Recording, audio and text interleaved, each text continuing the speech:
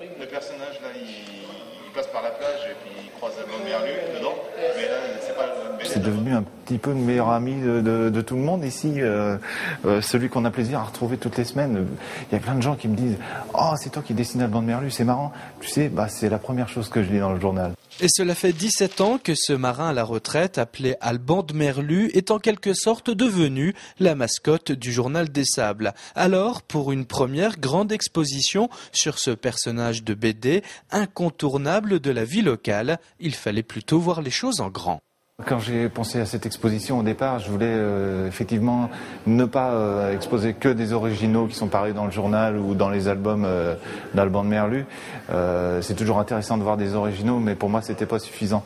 Il fallait qu'on aille un peu plus loin et qu'on rentre dans l'univers du personnage, et j'avais envie de décor, de mise en scène. Comme par exemple ce grand panneau pour une immersion totale sous l'eau, et aussi des toiles où Alban de Merlu s'est fait tirer le portrait par des artistes comme Warhol, Picasso ou Cézanne, et ce n'est pas tout. Je suis assis dans son fauteuil avec son tapis, donc un petit salon un peu rétro quand même, un peu vieillot, hein, il faut bien l'avouer, mais c'est chez lui, c'est comme ça.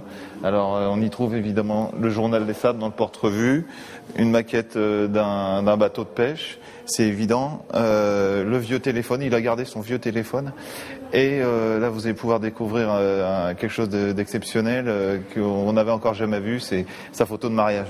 Alban de Merlu, il a été jeune, ouais. Il a eu la moustache fine et le ventre plat. Ça, tout le monde ne le savait pas. Même s'il est bourru et râleur, le personnage est attachant, il reste proche des gens. Alors, longue vie à Alban de Merlu.